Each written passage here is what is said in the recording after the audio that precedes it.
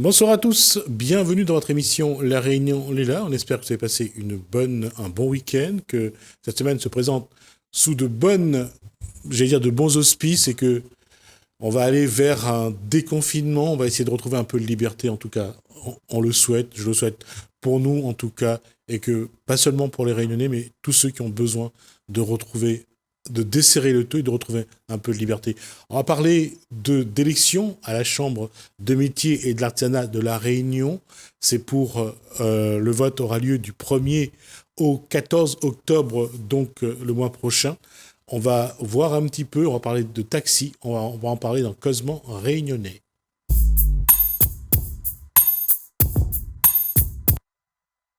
Bonsoir Hugachi. Bonjour. C'est quoi FNTI? FNTI, c'est la Fédération nationale des taxis indépendants. Au niveau local, c'est la FTI 974 que je suis affilié au niveau national. Vous allez être le président. Je suis le président pour le département de la Réunion. D'accord. Comment les taxis depuis mars 2020, traversent ce contexte sanitaire?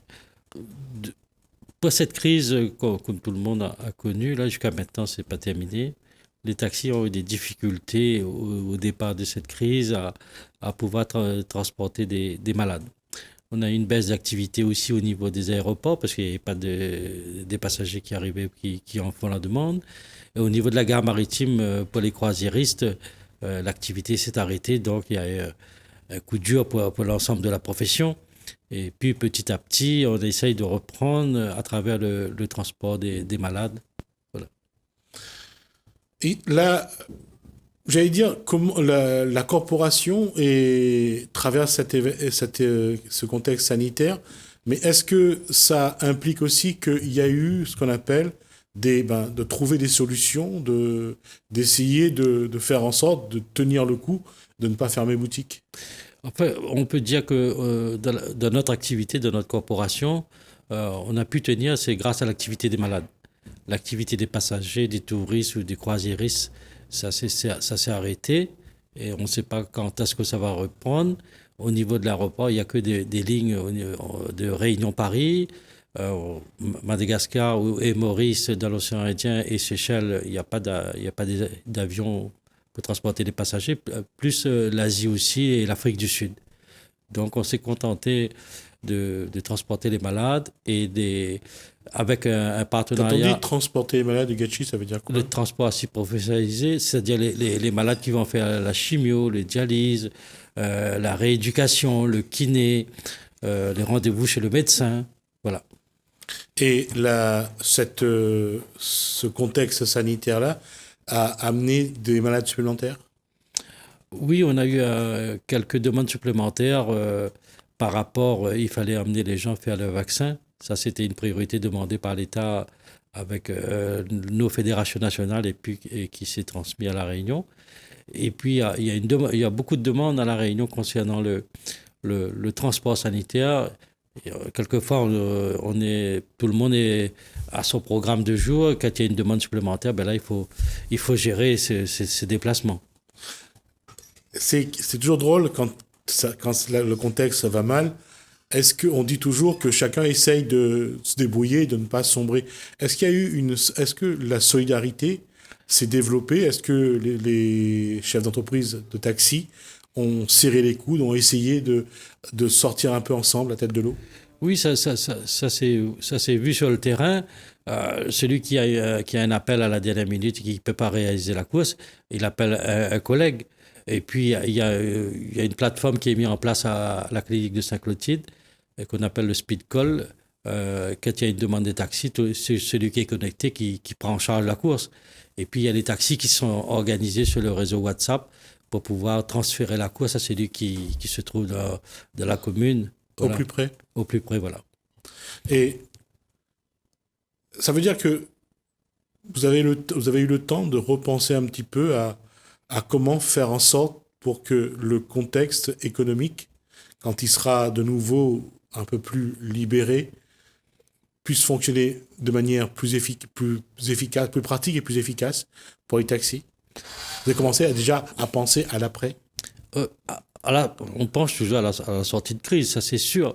Mais là, on pense à retrouver aussi notre activité dans le tourisme. Le client qui demande un taxi pour aller à l'aéroport ou pour aller à n'importe quel endroit de la Réunion pour se déplacer. On a aussi une convention avec le conseil départemental dans le pass transport pour les déplacements des personnes à mobilité réduite et tout ça. Donc, quand on parle de tourisme, ça veut dire que la semaine dernière, il y a une dizaine de jours, le nouveau président de l'IRT a été donc mis en place. C'est donc le maire de Saint-Joseph, Patrick Le Breton. Le président de la FNTI va essayer d'aller voir le président de l'IRT pour voir quelle place sera donnée aux taxis dans les projets de développement du tourisme à La Réunion. Déjà, j'ai pris connaissance de la nomination de M. Le Breton. Je pense que je vais le rencontrer pour faire des propositions. En tant qu'acteur de transport, tous les corps qui gravitent autour du tourisme sont représentés, sauf le transport n'est pas représenté. Là, je vais le rencontrer, je vais faire une proposition. Il y a les taxis, il y a les VTC, il y a les bus. Donc, je vais faire une proposition pour que notre corporation soit représentée au sein de l'IRT. Il y a aussi une échéance, le 14 octobre. C'est donc l'élection de la nouvelle équipe qui devra soit c'est Bernard Picardo qui continue, soit une nouvelle équipe arrive. Aujourd'hui, quelle est la posture d'Hugues Hachi dans ce cadre électoral? Qu'est-ce qu'il veut apporter et comment faire entendre sa voix, la voix des taxis, dans cette élection? La FRTI 974 s'est associée à une plateforme avec la NCEA et le CSAPR. L'objectif de présenter une liste d'union. Donc, pour soutenir l'artisanat dans son ensemble et donner une nouvelle orientation dans tous les secteurs. Alors, pour le secteur taxi, puisque c'est votre secteur à vous, oui. Qu'est-ce que vous avez comme projet, justement, si demain vous êtes élu à la Chambre des métiers et de l'artisanat de La Réunion? Comme projet, actuellement, c'est la continuité dans le conventionnement des taxis et la sécurité sociale. Il y a un gros problème concernant le chiffre d'affaires. Quand vous présentez un dossier de conventionnement à la sécurité sociale, si vous avez un chiffre d'affaires en dessous de 10 000 euros, on ne vous donne pas le conventionnement. Donc, le code de transport stipule il dit de manière effective et continue que l'activité doit être pérenne. À aucun moment, le code de transport dit qu'il faut se baser sur un chiffre d'affaires. J'ai interrogé mon président national, il a pris contact avec la CPAM nationale, il dit qu'il n'y a pas de seuil. On va juste préciser, la CPAM nationale, donc c'est la caisse primaire d'assurance maladie. Voilà, caisse primaire d'assurance maladie qui dit qu'il n'y a aucun seuil. Et je ne comprends pas ici au niveau de la CGSS. Pourquoi on a intégré un seuil à La Réunion? Pourquoi on a intégré un seuil à La Réunion? Moi, j'ai pris contact avec le SGAR. Alors, la secrétaire générale des affaires régionales à la préfecture. Voilà, je peux lui remonter ces informations qui dit qu'on a beaucoup de demandes de patients. Quelquefois, on n'arrive pas à faire face. Et il y a une liste d'attente des taxis qui en attente de conventionnement. Et le SGAR va voir avec le directeur de la CGSS comment trouver une solution. D'accord. Et ça veut dire que il faut continuer à discuter pour que les taxis qui ne font pas 10 000 euros de chiffre d'affaires puissent continuer à avoir le conventionnement avec la caisse. C'est ça. Et il faut faire sauter ce seuil de 10 000 euros. Quand vous faites un chiffre d'affaires, du moment que l'administration fiscale a validé votre avis d'imposition, ça veut dire que vous êtes en activité, que vous faites, personne n'est à l'abri de quoi que ce soit. Vous pouvez tomber malade, vous pouvez avoir un événement de la famille, vous pouvez arrêter l'activité. On ne peut pas vous juger sur un montant. Quels sont les autres projets qu'il faudrait mettre en place pour améliorer le cadre de travail, les conditions de travail des transporteurs de manière générale et des taxis en particulier? Moi, je suis pour la création d'une plateforme de taxis handicapés. D'accord. Ça veut dire d'une manière générale sur les 24 communes de La Réunion sous forme d'association et faire participer tout le monde au déplacement des usagers qui en ont la demande. Donc, il y a une demande là-dedans. Donc, il faut organiser la structure pour pouvoir satisfaire la population. Egachi, bien sûr, il faut organiser la plateforme et donc structurer, mais ça voudra dire aussi que chaque transporteur, surtout son véhicule, doit être aux normes de ce que souhaitent les différentes institutions qui gèrent le transport des personnes à mobilité réduite et des personnes handicapées. Oui, ça, c'est pas un problème parce que maintenant, on peut, avec la sécurité sociale, on a validé dans la commission technique le transport assis professionnalisé, c'est-à-dire avec un véhicule équipé, avec les rampes pour pouvoir faire rentrer les patients dans le véhicule avec la ceinture de sécurité, tout l'arsenal qui va avec. Voilà, Tous les taxis ne sont pas dotés de ces outils. Ça vient au fur et à mesure. Là, on vient de valider les conditions tarifaires. Donc, après, ça va partir. On fait remonter l'information à tous les taxis et puis celui qui veut investir, voilà. C'est un point important parce qu'aujourd'hui, il y a une réalité, c'est que le transport des personnes handicapées n'est plus géré comme ça a été il y a dans les années 90 par le GIHP. Ça n'existe plus, cette structure. Non, le GIHP, ça existe toujours. Mais donc, plus comme avant. Plus comme avant, il ferait un complément à côté parce que ils ne pourront pas satisfaire toute la population. Nous-mêmes, moi, j'ai des informations. Il y a quelquefois, il y a des gens qui nous appellent, trouvez-moi un taxi à disposition. Donc, c'est pour ça qu'on travaille là-dessus, sur cette plateforme de taxis handicapés. Et j'ai commencé à former les taxis dans la formation TPMR, Transport Mobilité Réduite, avec une partie du sud et l'ouest. Là, il me reste à former la partie nord et la partie est avec un document attestant que vous avez suivi une formation, voilà, pour ce transport handicapé. J'allais dire, ce public continue aussi à grandir. Il y a quand même de plus en plus de personnes à mobilité réduite ou porteuses de handicap qui ont besoin de moyens de transport. C'est quelque chose qu'il faut que les taxis se mettent vraiment au niveau pour pouvoir répondre à la demande. C'est essentiel.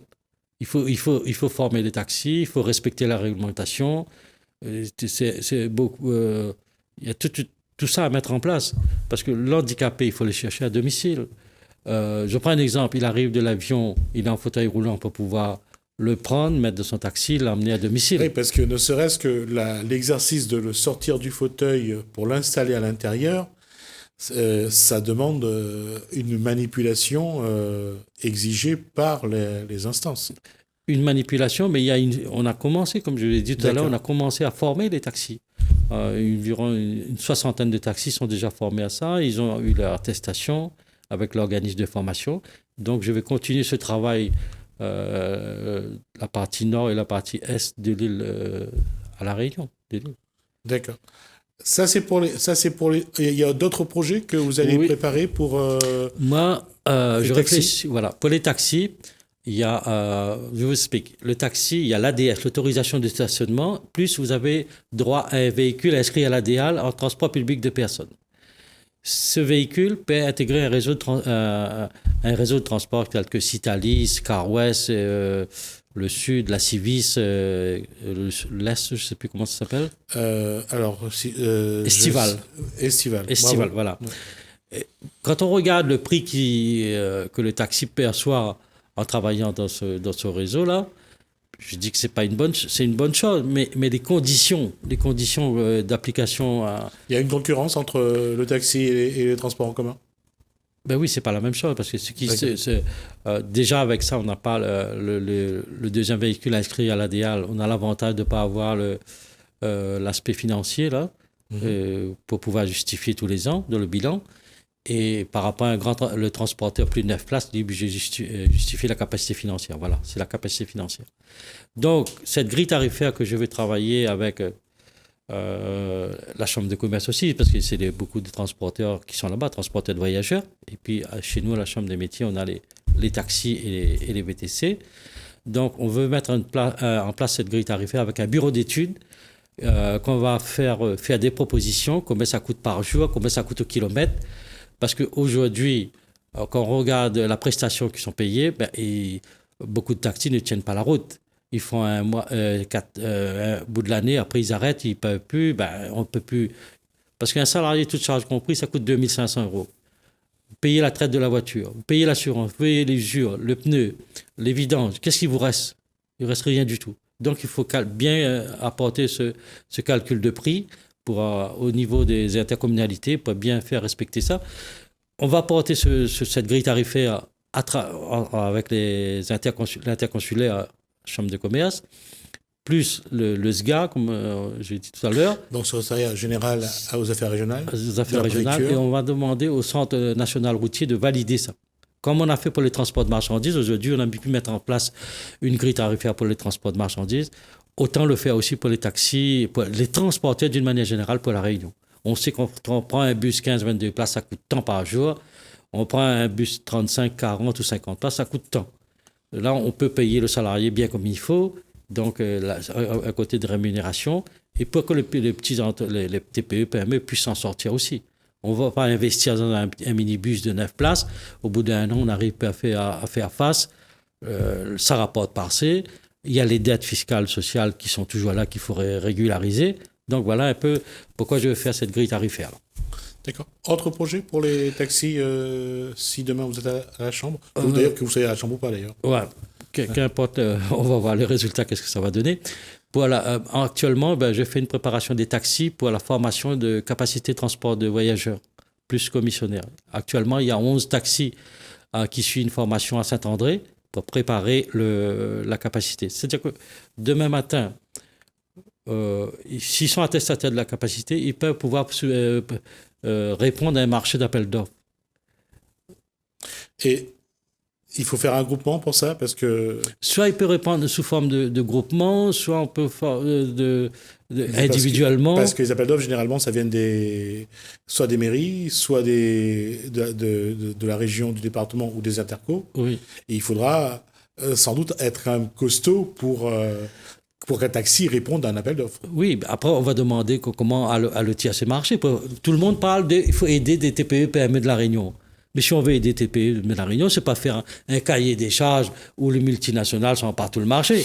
C'est ça qu'il faut mettre en place. Oui, et c'est ça aussi ça. Parce que est-ce que le taxi a le moyen de remplir la liasse de papier nécessaire pour répondre à l'appel d'offres? C'est souvent ça aussi l'obstacle à franchir. Oui, la chambre de métier est là pour ça. C'est pas ça en Suba. La chambre de métier est dédiée aux artisans pour apporter un soutien. D'accord. C'est-à-dire que dans votre tête, demain, si vous êtes à la chambre, il faudra créer un guichet pour accompagner les artisans à remplir les appels d'offres? Ah oui, ça c'est primordial. D'accord. Pourquoi je fais cette formation de bac plus 2 en transport de voyageurs pour les taxis? Parce que l'avenir du transport à La Réunion, quand le rail sera opérationnel, il faut être présent pour répondre à ces types de lignes pour venir sur l'axe principal. Donc, il faut voir plus loin comment on va travailler. Il y a les malades, il y a ces lignes à assurer, il y a le passe-transport, il y a les croisiéristes, il y a la desserte de l'aéroport. Donc, il faut être objectif dans ce domaine. Il nous reste 2 minutes. Oui. Qu'est-ce que vous voulez encore faire pour les taxis? Pour les taxis, quand on utilise dans l'autorisation de stationnement, le taxi est équipé de taximètres et tout ça. Terminal de paiement, l'enseigne et tout ça. Quand on regarde le coût horaire d'attente d'un taxi dans le taximètre, c'est 17,60 €. Et le coût chargé d'un salarié, ça coûte 25 €. Là, j'ai rencontré le SGA, comme je vous ai dit. Il m'a dit, faites-nous une proposition. Il va faire remonter ça au niveau national, au ministère concerné, pour pouvoir voir le juste prix. Parce que sinon, on va perdre de l'argent dans l'activité. Un dernier point? Oui, un dernier point. Un dernier point, dans les cartons de la région, il y a un projet. On a créé la compagnie Air Austral dans le domaine aérien. Ce projet concerne une compagnie maritime réunionnaise. Quand j'entends parler actuellement, le fret qui fait l'actualité, autant à La Réunion d'avoir une compagnie réunionnaise maritime pour pouvoir amener la marchandise dans l'export et dans l'importation. Ce sera bénéfique pour l'ensemble de tous les entreprises de La Réunion. D'accord. Merci Ugachi pour Merci. d'avoir développé ces points que vous voulez défendre. Je rappelle donc que vous êtes engagé dans cette campagne électorale et vous êtes aux côtés de... Gilles Payette et Jean-François Maillot. Donc vous êtes donc sur une liste pour ces élections qui vont avoir lieu du 1er au 13 octobre au soir, surtout un vote électronique et des votes par correspondance. Correspondance, c'est ça, les deux modes. D'accord. Merci à vous d'être venu jusqu'à nous. Merci. On va marquer une pause. On se retrouve juste après.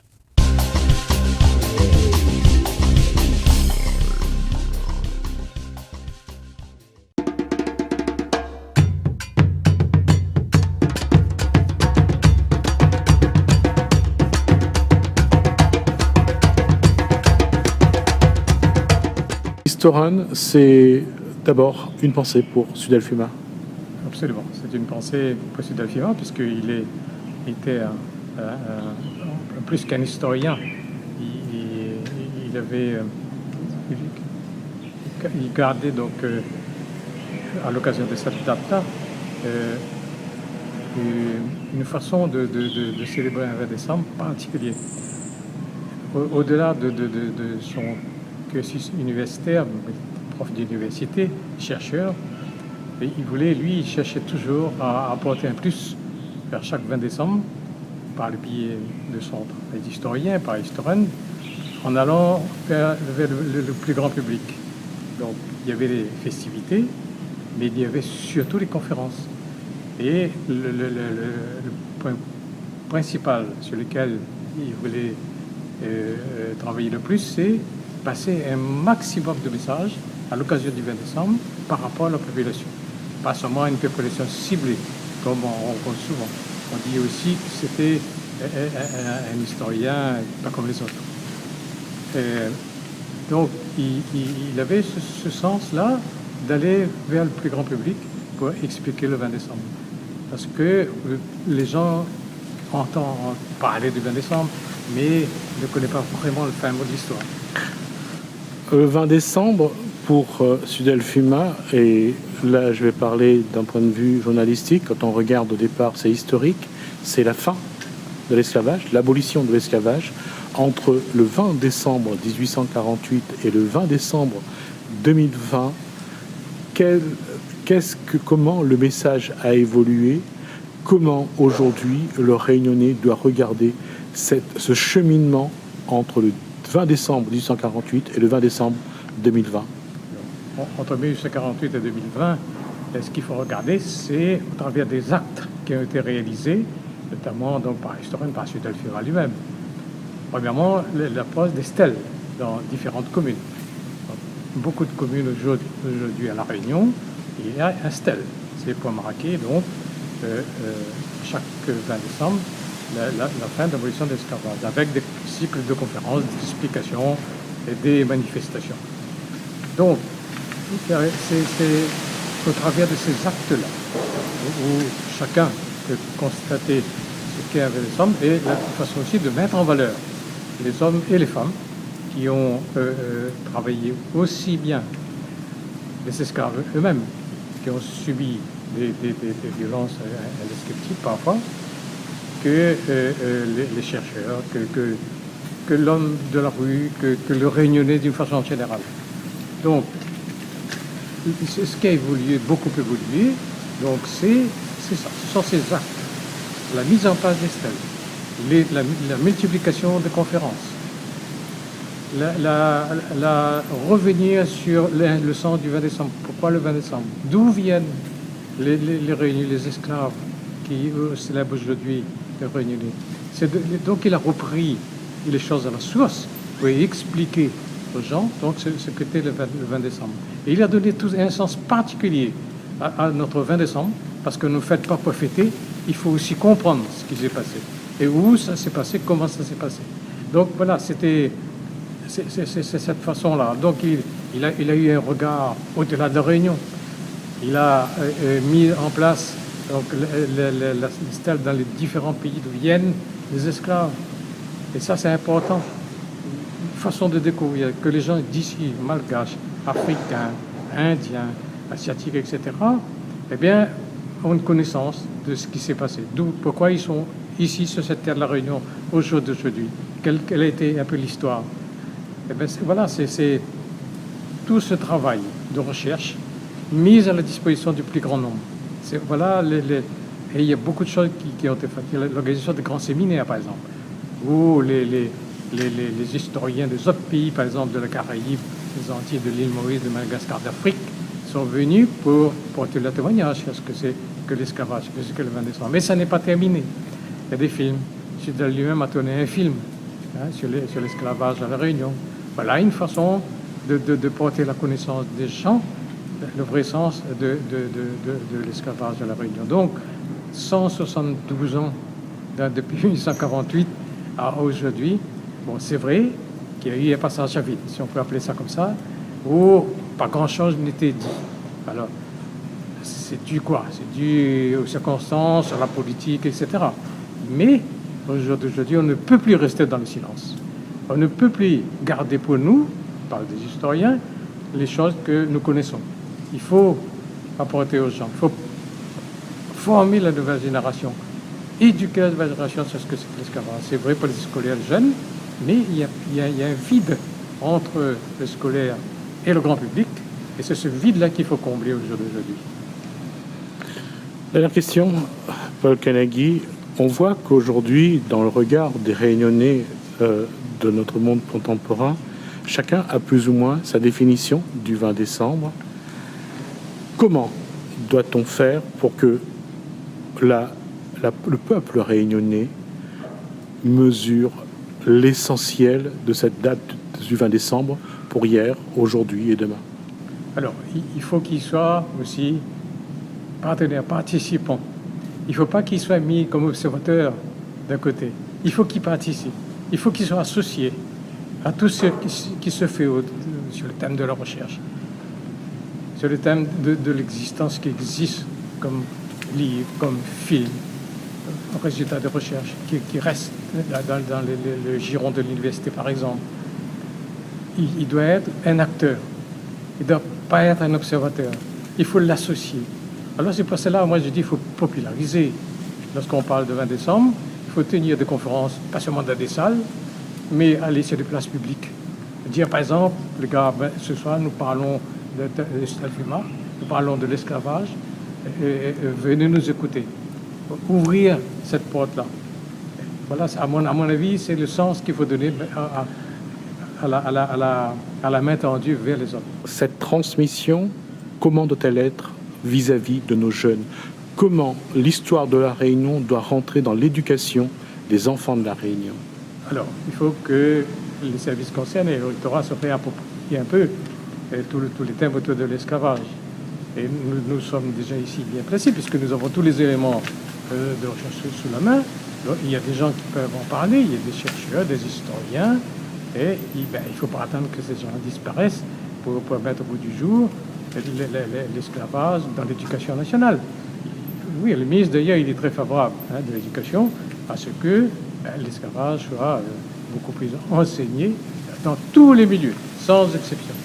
Et bien, c'est là-dessus qu'il faut porter les efforts, donner la possibilité, inviter les historiens à faire des rencontres avec les élèves, les étudiants, etc. Et comme cela, donc, c'est plus un précaré des chercheurs des universitaires, mais aussi pour tout le monde.